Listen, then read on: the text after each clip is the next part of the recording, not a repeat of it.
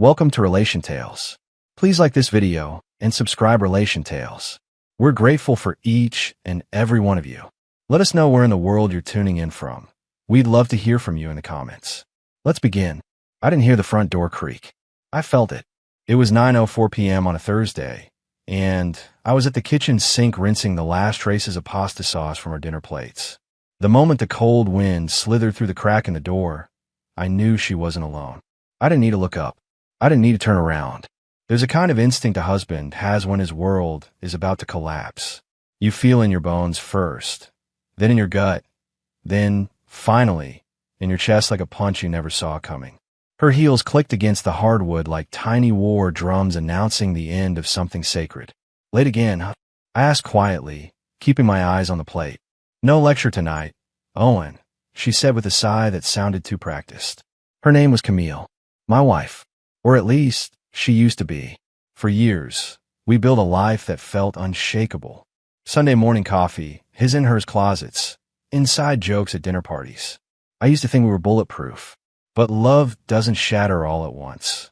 It erodes, silently, the way cliffs do under constant waves. What's for dinner? She asked, glancing briefly at the kitchen island. Not at me. I already ate, I said flatly. You missed it. Again. Camille dropped her keys into the bowl near the entrance. Her posture screamed detachment. Like I was a coworker she barely tolerated. No smile, no apology, no warmth. Just cold, curated indifference. That's when I turned to face her. She wore a silk blouse I hadn't seen before, black with gold accents, and perfume that didn't belong in our house. That's when I knew for sure. She hadn't just grown distant. She'd replaced me. Where were you this time? I asked, voice tight. Her eyes flickered briefly. With Kellen, she said like it meant nothing. Time stopped. Kellen. The name spun through my head like a dagger tossed in a blender. A real estate investor. Flashy, loud, always hanging around the country club like a mosquito in Cologne. I'd seen the way he looked at her. I just didn't think she'd look back. You're joking, I whispered. She shrugged. He listens. He's spontaneous. And he doesn't make me feel like I'm drowning in routine every damn day. My hands clenched the edge of the counter. So that's what this is about. Spontaneity? You blew up our marriage because I don't whisk you off to Rome on Tuesdays. No, she said coldly. I blew it up because I don't feel anything for you anymore, Owen. You became noise. I should have shouted. I should have begged. But I didn't. I stood there like a man trying to catch his own reflection in shattered glass. Because deep down, I already knew. I gave you everything, I said. I built this life with you from the ground up, and now you're tossing it aside like it's disposable. You gave me everything, except passion, she said without blinking. Kellen gave me that. In a hotel suite last month, and again last week, and last night. I felt my stomach cave in on itself, not just from the admission, from how easily she said it. Like it was fact, like it was Tuesday. You cheated on me, and you're proud of it. I asked. I'm not proud. I'm free, she said, grabbing her coat. I'm staying with him tonight. As she walked toward the door, she stopped and added without turning around, Don't wait up. Then the door clicked shut. Not slammed. Not forcefully. Just finished. That night, I didn't cry. I didn't scream. I sat in the dark with a glass of whiskey in my hand and 1,000 thoughts running through my head. Camille's betrayal burned like acid in my throat. But what gutted me more was the years I gave her. The years I'd never get back. I replayed our old conversations, the weekend getaways, the nights we held each other and promised forever. I didn't see a single red flag then. But hindsight's the cruelest prophet. I checked her Instagram, smiling at a rooftop bar, his hand on her lower back. That same blouse, same night, same lie. I started researching Kellen, real estate mogul, several LLCs under his name, charity galas, investment flips, all glitz. No roots. But me? I work in digital security. I know how to dismantle people from the inside. Quietly. Thoroughly. And I wasn't going to scream. I wasn't going to confront. I was going to destroy. The next morning, I didn't go to work. I pulled the blackout curtains and opened my laptop. Step 1. Find the cracks. Step 2. Make them shatter. Within an hour, I had access to Kellen's digital footprint. Public data, forum traces, tax filings, donation records, business partner threads. I built a wall of screens, sticky notes, names, photos. There were so many red flags in his real estate filings I thought I'd gone colorblind. Inflated valuations, quiet settlements, buried complaints. There was a pattern, and patterns were my game. But I wouldn't just expose him. No, I turned Camille's fantasy into a nightmare. Meanwhile, I watched her spiral from afar. She updated her social feeds to look happier than ever. "Freedom looks good on me." She captioned a photo with a champagne glass in her hand. But I saw the shakiness in her smile, the desperation in her eyes. She thought she'd won. And that's what made it beautiful. Because she had no idea the storm I was about to unleash. I didn't sleep much after that night. Sleep was a luxury for the innocent. And I wasn't innocent anymore. Betrayal changes a man. Not all at once. Not with fire and fury. But slowly, like smoke curling beneath a closed door. You start suffocating before you even know you're in danger. By Saturday, I had Camille's entire digital life mapped. Passwords? Easy. She used her sister's birthday. Same one I'd warned her was too predictable. Inside her email, I found it all. Hotel reservations under fake names. Secret messages to Kellen. Even photos. Intimate. Mocking. Cruel. They didn't just cheat. They celebrated it. She sent him snapshots from our bedroom. Our bed. She wore my shirt in one. That one gutted me more than any blade ever could. But I didn't allow myself to break. Not now. Because this wasn't about heartbreak anymore. This was about justice. Kellen's world was made of mirrors and illusions. On the surface, glamorous. Beneath, cracks deep enough to drown in. I started with the easiest lever, the properties. 5 homes listed under shell companies, most used for short-term luxury rentals. One stood out, a penthouse on Laurel Ridge Drive. Photos of it matched the background and a few of Camille's secret selfies. I found the security feeds within hours. Publicly exposed, sloppily secured. There she was, Camille, wearing that same black and gold blouse, swaying on Kellen's balcony with a glass of wine in one hand and her phone in the other, texting someone. Probably him. Maybe mocking me. I watched that video 36 times. I memorized the timestamp. I tracked her GPS that night. Everything aligned. That was the night she told me she was working late. That was the night she stopped being my wife and started being my enemy. I initiated my second phase quietly. I posed as an interested investor and reached out to Kellen through one of his websites. Scheduled a call with his team. Listened. Took notes. Every lie he sold, I archived. 1 week later, I leaked the security footage of Camille and Kellen on that balcony to an anonymous gossip blog run by a friend from college. He owed me a favor. The headline the next day: top real estate mogul Kellen Frost caught in extramarital affair with former CEO's wife. He wasn't married, of course, but Camille had worked with a startup briefly as CEO before she met me. Her departure was hush-hush. Her name still carried weight, and gossip didn't care about technicalities. Camille called me that morning. I ignored it. She called again, and again. Voicemail. Texts. Did you do this? Owen, we need to talk. I can't believe you'd stoop this low. Low. I hadn't even started. Camille's social media transformed overnight. From filtered elegance to radio silence. Kellen's brand took a hit too. Comments exploded. Accusations. Speculations. His PR team tried to smother the flames, but you can't douse a fire you can't see. And I was just getting warmed up. Behind the scenes, I contacted 2 of his recent clients, big players in city development. I fed them just enough to doubt his legality. Forge appraisals, discrepancies in zoning reports, ghost contractors. I didn't accuse. I merely hinted. And people with money hate risk. Contracts were paused. Inspections ordered. Audits began. Within days, his penthouse was flagged for code violations. 2 of his properties got hit with sudden foreclosure proceedings, thanks to carefully planted tips about back taxes. Camille called again. This time she cried into the voicemail. Everything's falling apart. You did this, didn't you? You're punishing me. I listened. Twice. Then deleted it. No, I wasn't punishing her. I was showing her what consequences felt like. At night, I thought about the old days.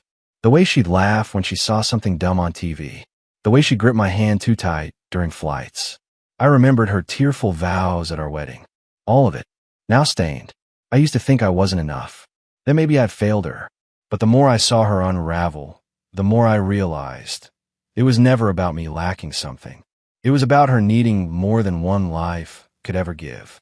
Meanwhile, I started my third phase, dismantling her from the inside. I submitted a tip to her old employer about the misuse of confidential data, info she had shared with Kellen to sweeten a property deal. I had proof. Screenshots. Metadata. They launched an internal inquiry. Camille's reference profile? Erased. Her name? Removed from previous leadership pages. She didn't just lose her present. She lost her past. Then I hit the finances. She'd relied on our joint investments heavily. I moved all my shares, restructured accounts, and placed a hold on the house refinance deal she'd initiated with Kellen as her co-signer. Bank denied it. Credit rating dipped. She couldn't even rent a car under her name. She texted me again. I never wanted to hurt you like this. Can we please talk? Talk. The time for talking passed the night she decided her desire was more important than our vows. Camille tried to get Kellen to fix things, but his world was crumbling faster than hers. The city had placed a lien on 3 of his properties. His phone line had been disconnected. Rumors were spreading that he'd fled the country. I knew better. He hadn't fled. He'd been detained for tax fraud. I tipped off the feds myself. Then came the silence. No calls. No texts. Just nothing. And in that silence, I found peace. It didn't happen all at once. But piece by piece, the anger faded. The heartbreak dulled. And I realized something powerful. She had left me to feel alive. And I had rebuilt myself from that fire. The days bled together after Kellen's arrest. News broke across digital tabloids, and whispers echoed through the marble halls of every elite property conference in the city. Did you hear what happened to Kellen Frost? Feds froze his accounts. They say someone tipped them off. His empire vanished overnight. Makes you wonder who was pulling strings. I wasn't pulling strings. I was cutting them, one by one, until the whole show collapsed. Camille had vanished from social media altogether. The woman who once flaunted every brunch, boutique, and business class flight had gone silent. No curated smiles. No champagne selfies. No cryptic captions. Just digital ghosting. But I wasn't done yet. By then, I had access to her cloud storage, photos, videos, voice notes she never deleted. I listened to one in particular on repeat. It was recorded the week before she left me. She giggled while whispering into her phone. He doesn't suspect a thing. I told Owen I had a client meeting tonight. God, he's so predictable. Anyway, I'm at Kellen's. The wine is perfect. The view is perfect. And I swear, this man knows how to touch me the way Owen never could. She ended the message with a moan and laughter. That voice note was the final blow to any remnants of forgiveness I might have considered. Not because she cheated, but because she mocked me like I was stupid. Because she lied with such joy. Because she believed there wouldn't be a reckoning. There always is. Camille's downfall wasn't as fast as Kellen's, but it was far more poetic. With her credit decimated and her reputation scorched, she tried crawling back into the business world under her maiden name. I intercepted every opportunity. I posed as a recruiter and warned companies about hiring her. I planted articles on niche business sites, exposing her role in Kellen's fraud, tying her to property mismanagement and NDAs. All anonymously, of course. No slander. Just suggestion. Just enough to make people wary. People in power love risk, until it threatens their image. Her job prospects vanished before they even began. I heard from her friend Lisa next. She texted me out of nowhere. Lisa, Owen, Camille's not doing well. She's been couch surfing, so she doesn't feel safe. Did you have something to do with Kellen's arrest? I didn't answer. What'd I even say? That I'd meticulously unravel their lives like a magician, undoing a knot he never tied? That I had buried my grief so deep I'd used it as fuel to engineer ruin? No. I let her question hang. Let Camille feel what it was like to be whispered about, doubted, left behind. 2 weeks later, I ran into Camille by accident. It was a rainy afternoon, and I ducked into a bookstore cafe downtown. She was there, sitting alone at a corner table, flipping through a worn notebook, a coffee growing cold beside her. She looked smaller, not physically, but spiritually. Her hair was tied up messily. No makeup, just tired, distant eyes. Eyes that used to shine when she spoke about her future. I didn't approach her. I sat 3 tables away. She didn't notice me at first. But then, she looked up. Our eyes locked. Her lips parted slightly, as if to say something, but no words came. Her fingers froze on the page. She looked away first. I rose to leave, but before I reached the door, I heard her whisper, soft, desperate. "Owen." I stopped, turned halfway, said nothing. She stood, crossing the space between us like it took every ounce of strength she had. Her voice cracked. "I'm sorry." I stared at her. Not with hate, not with love, just clarity. "You're sorry?" I asked quietly. "For what?" Her eyes shimmered. "For everything. I made a mistake. I didn't realize what I had until I destroyed it, and I didn't know how much it would hurt when it was gone." I almost laughed, not out of cruelty, but because of the irony. That's the thing about mistakes, Camille. They cost something. Yours cost everything. "I know," she whispered. "I'm not angry anymore," I said, "but I'm not who I was when you left." She looked at me, then with such regret, it almost made me feel sorry for her. Almost. "Was it you?" she asked. "All of it. The audits, the shutdowns, the arrests." "Kellen." I looked her dead in the eyes and smiled.